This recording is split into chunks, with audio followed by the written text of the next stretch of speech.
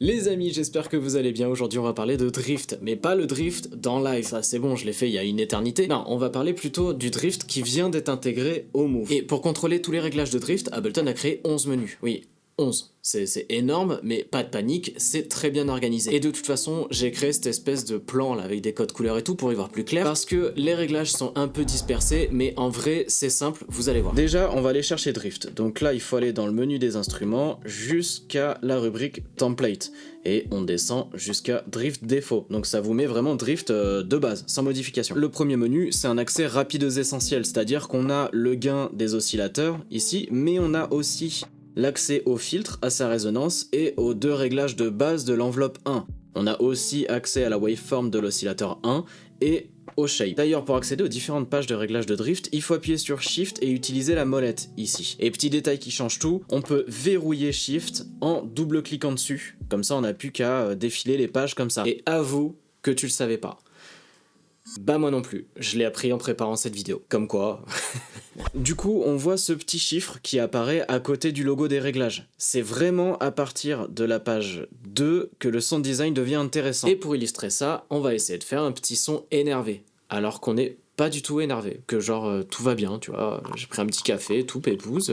Non, vraiment, je suis pas énervé, ça va. On va choisir une forme d'oscillateur en dent de requin, ici, parce que c'est quand même la classe, et on va vérifier que l'oscillateur 2 est en sine wave. Ça va nous donner un petit truc comme ça. On va ajouter aussi un petit peu de shape, ça va lui donner un peu de mordant. Parce que ça va transformer légèrement la forme d'onde de l'oscillateur 1. Et dans cette page, on peut régler les gains de nos oscillateurs et leurs octaves, ici aussi. Donc là, je vérifie bien que l'octave de l'oscillateur 2 est en -1 pour que la sinusoïdale serve de basse. Et sur l'oscillateur 2, on a aussi le réglage de détune. Alors attention ici parce que le détune, c'est un petit peu comme des épices dans une recette. Ça apporte du relief, mais si t'en mets trop, bah c'est pas bon tout simplement. Et surtout, c'est subjectif et pas obligatoire. Mais bref, on passe au menu des modulations d'oscillateurs et du générateur de bruit. En gros, ça correspond à cette partie-là dans Drift, donc la partie qui permet de décider la source de modulation du pitch et du coup son montant aussi de modulation. Sur la première source de modulation de pitch, on va le mettre en pression, ici, pressure, et on va le régler à 100%, histoire d'avoir un réglage bien abusé pour bien comprendre ce qui se passe. Et en gros là le pitch augmente en fonction de la pression que je mets sur la touche. Et bien sûr je peux aller chercher des valeurs négatives si je veux qu'il descende. Donc là c'est vraiment que la pression de mon doigt sur la touche qui fait augmenter ou baisser le pitch. Et bien sûr ça part en sucette parce qu'on a un réglage un peu abusé, donc si on met un réglage un peu plus intéressant... Voilà, c'est plus sympa. Donc la modulation est déclenchée en fonction de la force appliquée sur la touche. À côté, on retrouve une seconde modulation, ici, avec les mêmes réglages. Ensuite, on a le Shape Mode qui correspond à ce réglage ici dans Drift et permet de choisir la source de modulation du shape. Je vais le mettre en LFO, ici, ce sera plus parlant. Et à côté, on choisit le pourcentage de modulation. Bien sûr, on peut choisir aussi dans les positifs et dans les négatifs. Et ensuite, on a le réglage de phase reset qui permet de redémarrer la forme de modulation ou non. C'est-à-dire que là, ça permettra de décider si le LFO continue de façon indéterminée ou si à chaque note, il recommence à 0 au même endroit. Le son sera aussi plus stable, plus prévisible et aussi plus percussif, surtout au niveau des attaques. Ou alors si on veut, on peut laisser le LFO continuer sans interruption, ça donne un son un petit peu plus vivant, plus analogique, parce qu'on a des petites variations à chaque note. Et enfin, le générateur de bruit, on peut en mettre un petit peu, mais pas trop, ça c'est comme le détune, et surtout ça ne servira pas vraiment pour la suite, parce qu'on va passer au prochain menu qui est celui du filtre. Ici on va pouvoir contrôler le low pass et la résonance, ce qui permet de faire ce genre de petits sons. Là, si on met des réglages abusés...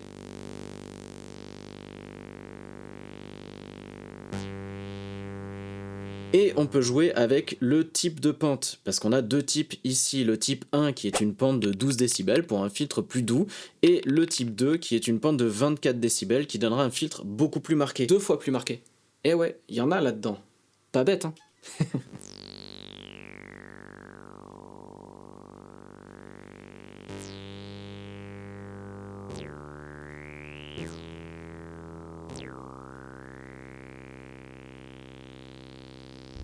Après, on a un high pass filter pour filtrer les basses fréquences, mais là on n'en a pas vraiment l'utilité, et les 3 autres réglages, c'est pour activer ou non le filtre sur les différents oscillateurs. Et d'ailleurs, je vais le désactiver sur le noise, comme ça on pourra entendre le peu de noise qu'on a mis dans la page précédente. Maintenant, on va passer aux modulations de filtre, parce que là il est bien statique et il faudrait le faire bouger un petit peu, lui donner un petit peu de vie à ce filtre. Par exemple, avec le premier réglage qui est le kilopass, qui permet d'ouvrir plus ou moins le filtre en fonction de la hauteur de la note. Ce qui veut dire que plus on montera dans les aigus, plus le filtre sera ouvert, et plus on descendra dans les basses, plus le filtre sera fermé.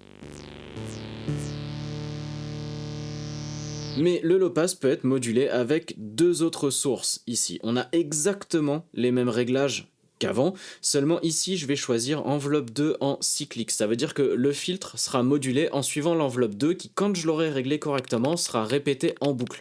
Alors qu'en enveloppe simple, ici, la modulation n'aura lieu qu'une fois par note. Ensuite, on retrouve nos 2 pages d'enveloppe et la page de LFO. Alors je vais pas m'attarder dessus parce que c'est tout simplement des réglages d'enveloppe classiques qu'on peut retrouver partout.